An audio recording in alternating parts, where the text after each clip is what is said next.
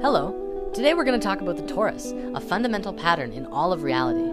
I have a friend here with me as well who's going to help share this with you. His name is Christopher Love. Hi, I'm Chris, also known as Yana. Today, I will be helping my angelic friend Patch to expound the wisdom of love and spirituality in relation to the toroid. Let's get down to it. The torus is a very fundamental part of nature. So fundamental, in fact, that science is now seeing that everything moves through this form in one way or another, including ourselves.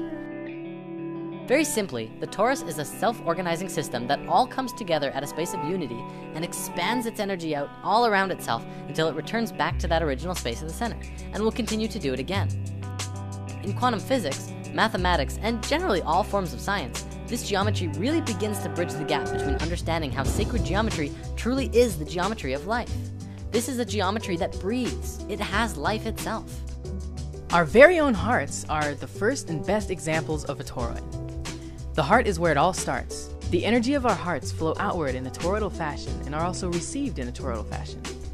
This way, everything we send out in love, we are immediately affected by as a result. In other words, our emanation of love is a gift to yourself as much as it's a gift to the universe around you. You can look in nature to see these shapes everywhere. It's in oranges and apples. You can see it around tornadoes. The magnetic field of the Earth is a very powerful example, as well as how the atmosphere of the planet works too. Our modern scientists haven't really taken the concept of hollow Earth very seriously, even though this concept does explain a lot of fundamental theories about the Earth to which we don't really understand, despite all of our theories. Well, the idea of hollow Earth works in the exact same way as well. It demonstrates that our planet is designed from the core as a torus. The Earth is multidimensional, so we can actually have both a hot iron core as well as a 5D hollow Earth interior as well. For those who want to learn more immediately, check out Hollow Earth HD on YouTube. Moving on, we all know the fundamental principle of the universe of as above, so below. Well, this torus is even found at the size of galaxies. Atoms even have this very geometry as well. It's quite literally everywhere. From this basic expression demonstrates how life ought to be. All of the energy that emerges from the core travels around the torus and fuels itself. It also has the ability to give to other toroidal systems, which openly practice giving and receiving. It really sets a standard for how to do things, and we can mirror this and use it in our own daily lives as well. When you give and receive openly, you allow your energy to become toroidal. When we look at the interactions between one another, we begin to see the nature of giving and receiving. If we shift how we give and receive with others, we give ourselves an opportunity to receive feedback from what we emanate immediately. This allows for an enlightening transaction of energy between all life and allows all of our communications to resonate on that toroidal frequency of love. Love is not just a feeling, it's a vibration and a frequency that is connected through all things. The pure vibration that emanates around one's own heart and brings things together harmoniously is through a universal vibration we call love. If you look at the flower of life in 2D, it may be a little hard to tell. However, in 3 dimensions, one can truly see that it too is a torus. The flower of life is all geometries, remember? The torus is yet another one of those creation patterns that emerged from this, or rather is this form. It's so important to understanding everything. Even Nikola Tesla worked with this geometry, and through it he discovered a way to access free energy for the entire planet. Well, of course, all of the corporations of the world wanted to keep charging people for energy. And between them and the US government, all of Tesla's most amazing work was destroyed. In lesson 15, we talked a bit about this before, and now we can go deeper into it. The Institute of Heart Math, as well as Stanford University, among others, have now scientifically demonstrated that around the physical heart of your body, you have 2 toroidal fields, one inside the other, which are connected to the sacred space and the tiny space within the heart. Greg Braden has done a lot of work in explaining this to the modern world as well, and Drunvalo Melchizedek has put a lot of focus into teaching that this is some of the most important information regarding physical ascension. This is part of the understanding that is truly bridging the gaps between science and spirituality. China is doing some really amazing things. They have hospitals that are completely dedicated to the work of prana and energy, rather than the physical body of patients.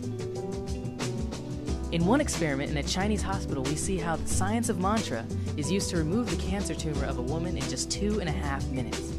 A mantra is a sacred sound or chant that acts as an energetic formula for prayer or meditation. Mantras allow for us to connect to our source and emanate an audible frequency that focuses our mind to the sound and thus inwardly back to the source. When chanting from the heart, these doctors allowed themselves to focus on the reality that this woman was already being healed. In this, it allowed for the mind to bypass the normal confines of reality, as its intention toroidally flowed in and out of the source of which reality emanates itself. For everyone who has been skeptical of the idea of self-healing through intention, this video is proof that it's not just a plausible idea, but it's very, very real. We need only understand why it works and how it works. To come from a skeptical place and try, you will only see skeptical results. To come from a pure and true space, anything is possible.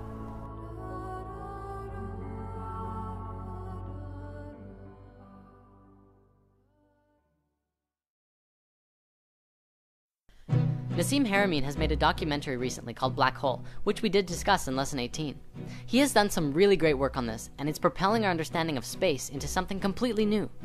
He has demonstrated that the space at the center of the torus is literally the point of singularity, infinity, and the space where all consciousness truly resides. The source of the source field, and a space where all things are connected. In our modern physics, we don't really take consciousness and life into the scientific equations.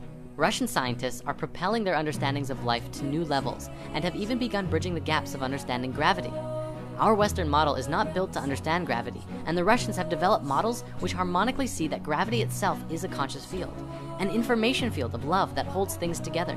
It's really profound, and even quantum physics is beginning to look at this in new light.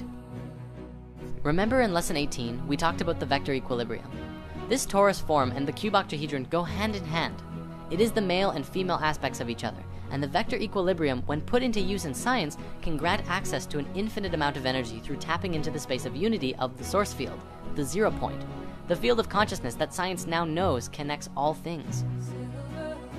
By understanding the torus and the nature of unity, one can really get in tune with themselves in relationship to the all. Let's also remember that considering our universe itself and everything within it is a reflection of this toroidal pattern, we can free our minds from the perspective that anything is separate, even as a void of a black hole contains the existence of everything supposedly outside of it.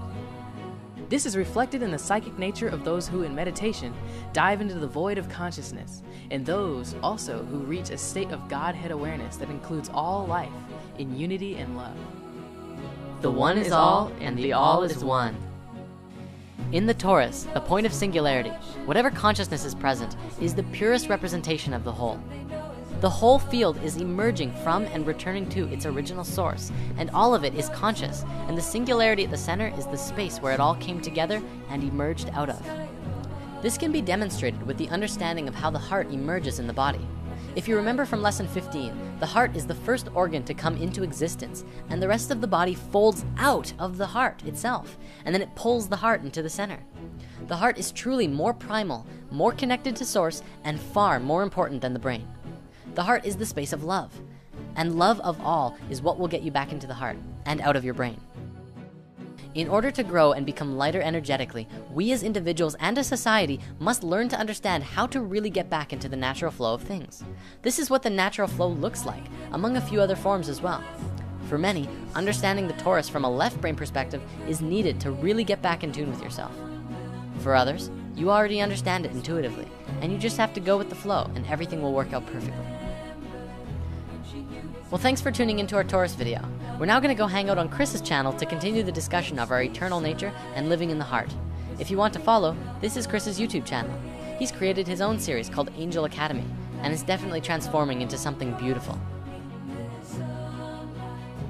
Thank you for spending your beautiful time with us, and see you next time.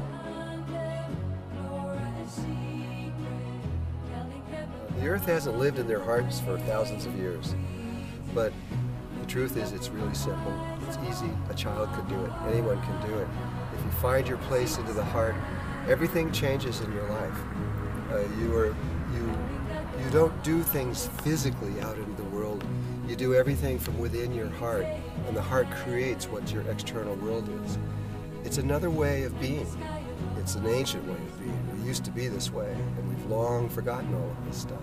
You can do this. Everyone can do it.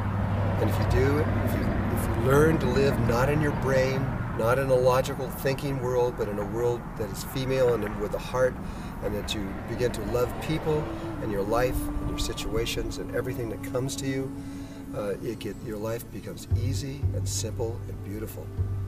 So I hope you find your way, because I know you can do this. We all can do this. Bye-bye.